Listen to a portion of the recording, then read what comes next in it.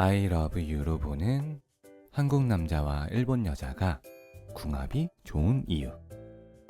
드라마 I love you가 성공적으로 종영되었는데요. 저도 이 드라마를 보면서 공감도 많이 하고 한국과 일본의 문화 차이 등 여러 가지 디테일이 잘 살려져 있는 것을 보면서 놀라기도 했고, 태우군의 플러팅을 보면서 한국인의 연애 기술이 유출되는 듯한 기분도 들어서 안절부절하기도 했어요. 다양한 의미로 인상 깊은 드라마였는데요. 그래서 오늘은 1분기 최대의 화제 드라마 I love you로 보는 한국 남자와 일본 여자가 궁합이 좋은 이유에 대해서 제가 생각하는 부분을 드라마 화면을 예시로 들면서 말씀드리고자 합니다. 물론 문화 차이나 원거리 연애 등 현실적인 문제들이 있지만 오늘은 가능한 한 희망편으로 말씀드려 볼게요. 렛츠고! 쿠키 커플, 나나소나윤, 아로치카, 웅짱TV, 제주 커플, 박간의, 리틀조 빅조 뿐이 드라마뿐 아니라 유튜브만 보더라도 이렇게 많은 한일 커플이 있는데요. 그야말로 한남일녀 커플의 전성기라 할 수 있습니다. 그렇다면 왜 이렇게 한일 커플이 늘어나게 된 걸까요?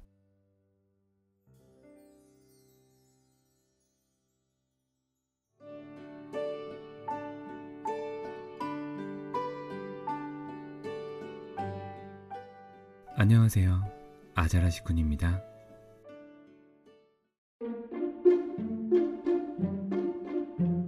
첫 번째, 일본 여성은 감정 표현에 대한 내성이 약하다. 제가 한일 커플 유튜브나 일본 관련된 유튜브를 많이 보는데요. 적극적으로 애정을 표현하지 않는 일본의 문화적 특성 때문에 일본 여성이 심쿵하게 되는 역치가 낮다는 느낌을 좀 받았거든요. 그래서 아주 작은 플러팅에도 심쿵하는 경향이 있는 것 같아요. 그러니까 한국 남자가 마음이 있는 일본 여성에게 본격적으로 어프로치를 하기 위한 애정 표현이라기보다 좋아하는 여성을 위해 당연히 해야 하는 행동만으로도 심쿵하게 만들 수 있다는 거죠.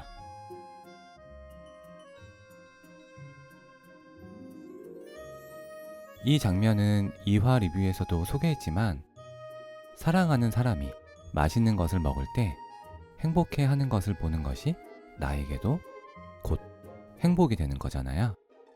어렸을 때 엄마에게 받았던 사랑을 소중한 사람에게도 나누어주는 의미를 가지는 행위라고 볼 수 있습니다. 이런 작은 행동과 말들이 의도치 않게 일본 여성을 심쿵하게 할 수 있다는 거. 별똥별. 내가 이ことありますか? 言ってみてください. 僕が叶えます. 두 번째, 이름만 불러도 플러팅이 된다. 네, 1번과 조금 이어지는 내용인데요. 맞습니다. 정말로 이름을 부르는 것만으로 플러팅 멘트가 됩니다. 지금 일본 문화에 대해 잘 모르는 한국 사람들은 어리둥절하시죠. 이름만 불러도 작업 멘트가 된다고?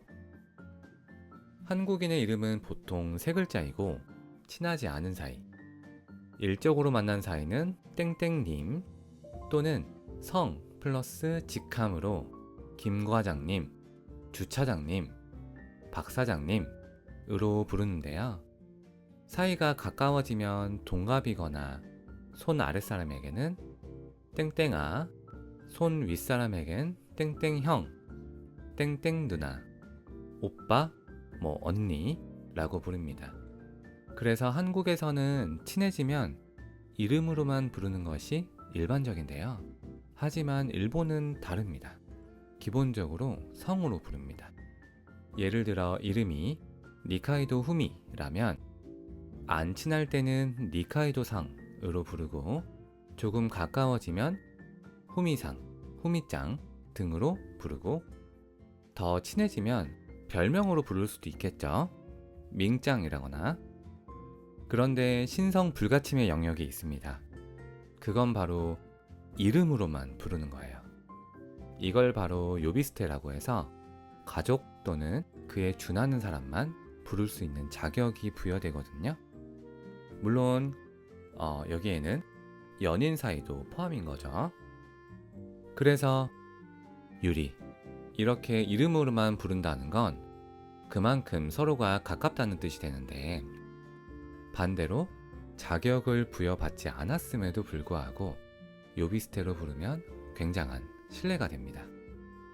하지만 상대가 최종엽이라면, 최종엽까지는 아니더라도 관심이 있는 한국 남자라면 다르겠죠?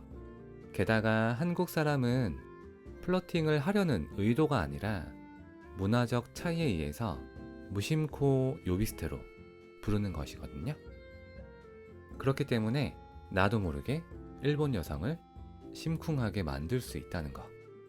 요비스테로 불렀는데 도미야사응 이렇게 정정을 해준다면 당신은 아직까지 그 여성분과 가까워지지 못했다는 거.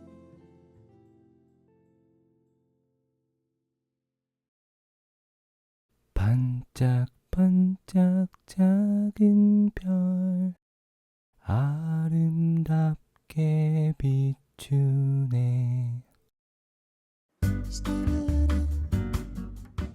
세 번째, 신체적 조건이 좋다.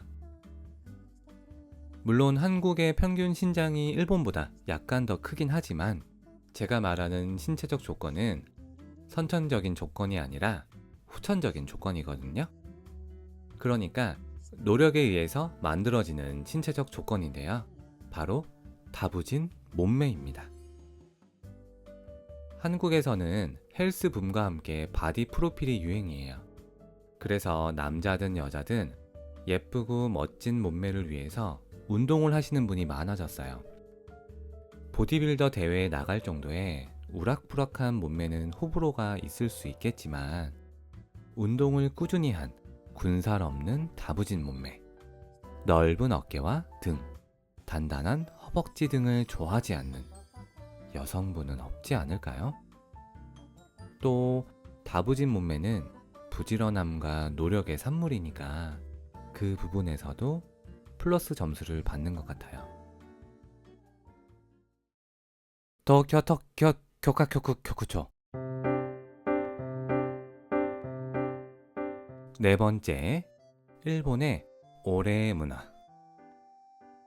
일본인 분들과 알고 지내다 보면 일본인만의 마음 씀씀이가 느껴지는 때가 오는데요.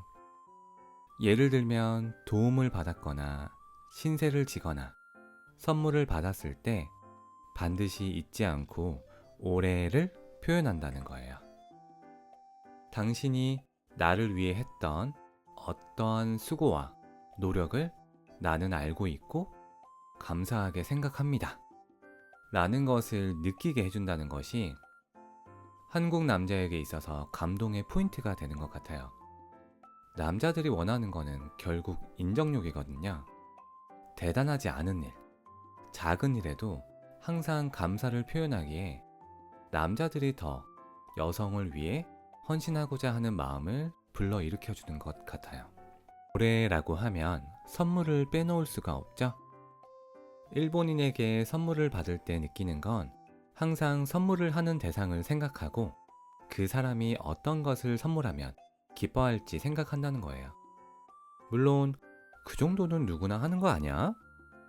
하겠지만 뭐랄까 한 차원 더 높다고 해야 하나? 추천하고 싶은 것, 상대방에게 필요한 것, 공유하고 싶은 것, 이렇게 세 가지 이상의 복합적인 의미를 지닌 선물을 한다는 거예요. 지역 특산물 같은 것은 추천하고 싶은 선물이 될 수 있을 것이고, 또 제가 식물을 키우는 걸 좋아한다는 것을 알고 식물 영양제를, 헬스를 하고 난 뒤에 근육통에 대한 이야기를 했던 걸 기억하고 찜질용 팩을 선물로 주는 등 내가 평소에 했던 말 하나하나 기억해 주었구나 하는 생각이 드는 선물은 상대방에게 필요한 선물이 되겠죠. 그리고 자신이 좋아하는 과자나 스위치 등 선물을 받는 상대방도 자신이 좋아하는 이유를 알아주었으면 하는 마음의 선물은 공유하고 싶은 선물이라고 할 수 있어요. 그야말로 모든 방면에서 조금 더 깊게 파고 들어가는 성향을 가진 일본인다운 선물 방식이 아닐까 하는 생각이 들었습니다. 게다가 선물을 줄 때 예쁜 포장을 잊지 않는다는 것 또한 대단한 점이죠. 이런 것들이 어디서부터 나게 된 것인가에 대해서 한번 생각해 보았는데요. 많은 이유가 있겠지만 그 중에 하나는 야마토 나데시코에서 찾을 수 있지 않을까 생각해요. 일본 여성의 아름다움, 상냥함과 우아함, 교양이나 예의를 갖추고 있으며 문제를 대처함에 있어 유연함과 협동성을 보유하고 있는 여성이라는 뜻이더라고요. 한국어로는 같은 의미를 가진 말은 없지만 비슷한 말로 현모양처라는 말이 있습니다. 하지만 한국에서 현모양처는 구시대의 산물, 가부장제의 상징으로 치부되어 버린 반면 일본에서는 여자력이라는 말이 다시 떠오르고 있는 만큼 일본 여성의 마음 씀씀이, 상냥함이 한국 남자에게 어필되고 있다는 점은 분명한 것 같습니다. 간장공장 공장장.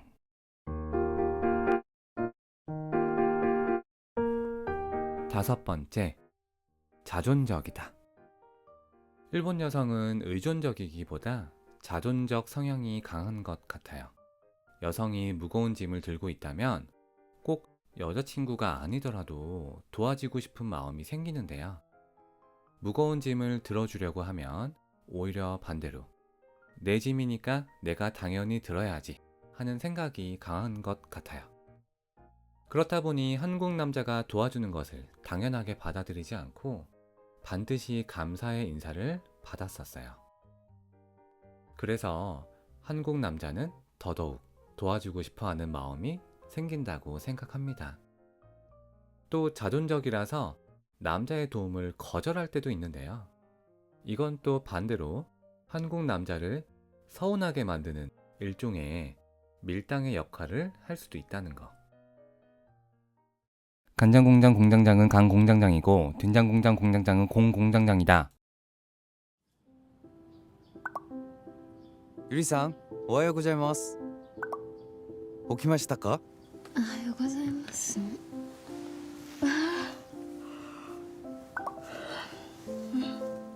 昨日の夜は寒かったですね。よく眠れましたか？風邪をひいていませんか？朝ごはんは食べましたか？僕は今作っています。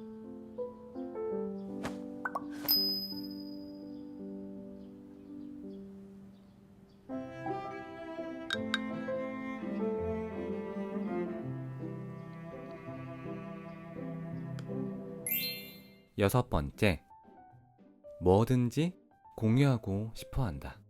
연락을 잘한다. 한국 남자는 정말 연락을 많이 하죠. 한일 커플 중에서 한국 사람이 서운해하는 부분 중 하나가 연락 빈도의 차이인데요. 대체 왜 한국 사람은 이렇게 연락을 많이 하는 거야? 하는 궁금증이 있는 분들도 많을 것이라고 생각합니다. 제 생각에는 연락이 잦은 이유는 단순히 사랑과 관심의 표현이라고도 할 수 있겠지만요.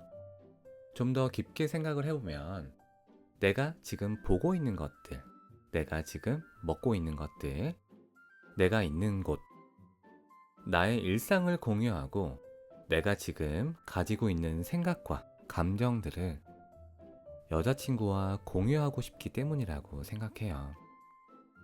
생각해보세요. 남자친구가 예쁜 꽃 사진을 보냈고 맛있는 음식 사진을 보냈고 분위기 좋은 카페 사진을 보냈다는 것은 무슨 뜻인가요? 그건 바로 내가 맛있는 것을 먹을 때 당신이 생각났다는 뜻이고요. 예쁜 꽃을 보고 당신을 떠올렸다는 뜻이고요. 분위기 좋은 카페를 발견하고 당신과 함께 다시 오고 싶다는 생각을 했다는 뜻이죠. 드라마 속의 태호 군도 행여 유리상이 잠을 설치지 않았을지, 춥지는 않을지, 감기에 걸리지는 않을지, 혹시나 아침을 굶지는 않을지 걱정되는 마음에서 연락을 했던 것이에요. 그리고 반대로 내 걱정을 하지 않을까 하는 마음에 나는 아침밥을 잘 챙겨 먹었어요 라는 의미도 포함되어 있답니다.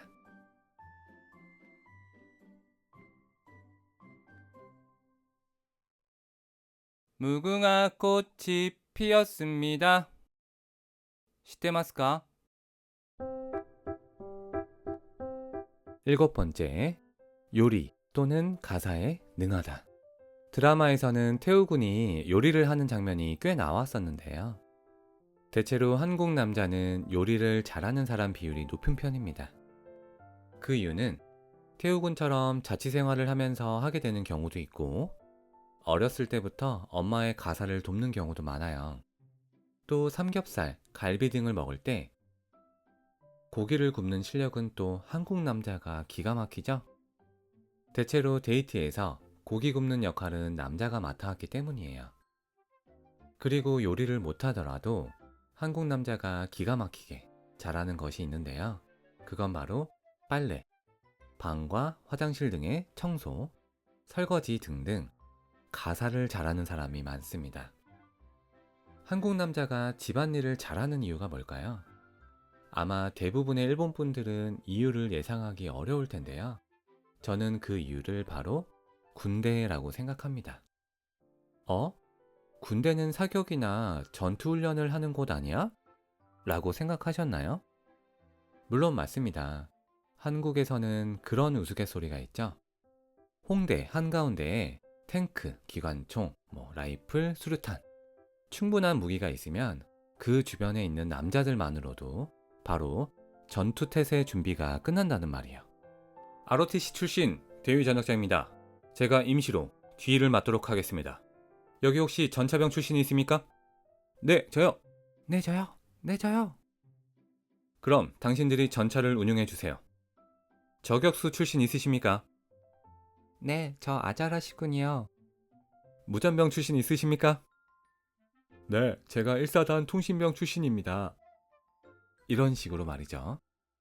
그런데 가사와 군대가 무슨 상관이 있느냐? 그건 바로 군대에서 약 2년간 오직 남자들로만 생활을 하기 때문에 훈련 중 생기는 빨래, 생활관 청소와 정리, 모포, 매트릭스 등 빨래, 건조, 일광소독 모든 것을 직접 하게 됩니다. 그리고 내무관 청결을 검사하는 내무검사라는 게 있는데요. 내무관 안에 위생적이지 않은 물건이 없는지, 내무관 구석구석, 심지어 창문 틀과 틈새, TV 다이 뒤와 아래의 먼지, 문틀 위의 먼지, 이런 생활관 내부를 아주 꼼꼼하게 마이크로 검사를 받는데, 그걸 통과하기 위해 상상하지 못하는 곳까지 닦고 치약을 사용해서 소독도 하게 됩니다. 통과를 못하게 되면 얼차려라는 기합을 받고 또 다시 청소를 해야 하는 경우도 있어요. 그래서 군대를 다녀온 사람이면 정말 기가 막히게 청소를 잘합니다. 아자라시군도 요리를 잘하냐고요? 아쉽게도 저는 요리를 잘 못합니다. 하지만 고기는 잘 구울 수 있습니다. 뽀뽀 해도 돼? 8번째, 서로의 문화가 다르기 때문에 이해력이 넓어진다. 서로의 문화가 다른데 이해력이 좋아진다고? 무슨 말이지? 싶은 분들도 있을 텐데요. 자국 사람이 했다면 실례이지만 외국인이 같은 행동을 했다면 외국인이니까 모를 수도 있지 라고 이해하게 되잖아요. 예를 들면 저는 이런 실수를 한 적이 있어요. 제가 연수를 갔을 때 일본인 상사와 회식을 하게 됐는데 한국에서는 윗사람과 술을 마실 때는 고개를 옆으로 돌리고 술을 마시는 것이 예의잖아요. 그래서 고개를 돌리고 술을 마셨는데요. 그런데 일본에서는 마주보고 마셔야 예의잖아요. 고개를 돌리는 것은 오히려 실례인데 그 상사분은 너그럽게 이해하시면서 일본에서의 예법에 대해 알려주셨던 적이 있었어요. 외국인이 자국의 예법을 잘 모르는 것은 당연하다는 생각이 기본적으로 깔려있기에 상대에 대한 포용력이 더 좋아지는 것 같아요. 괜찮아. 내가 있으니까. 9번째, 카타코토가 귀엽다. 외국인이 우리말을 쓴다고 하면 발음과 억양이 어색하지만 왠지 귀엽게 느껴지지 않나요? 중국계는 탁상, 그때 그래마세요나. 미국은 와타시, 이렇게 억양이 드생 경향이 있고 한국도 특유의 억양과 발음이 있죠. 예를 들면 쭈, 나, 자 발음을 잘 못하는 게 유명한데요. 츠는 한글로 표기할 수 있는 방법이 없어서 한국에서도 다양한 발음으로 읽히고 있는데 표준 표기법으로는 스입니다. 가스오부시, 다카마스, 스시마 이렇게 스가 표준 표기법으로 인정받고 있으나 실제로는 스와 츠의 중간 소리라는 느낌인데 제 개인적인 생각으로는 츠가 좀 더 가깝지 않나 하는 생각이 있습니다. 스, 츠 말고도 추, 쯔, 쭈 등 다양하게 발음되고 있습니다. 오쭈카레 사마데스처럼 귀엽게 들리는 카타코토도 한국 남자와 일본 여자의 궁합이 좋은 이유 중에 하나라고 생각합니다. 거짓말이야. 미안해. 사실 나 당신 많이 사랑해.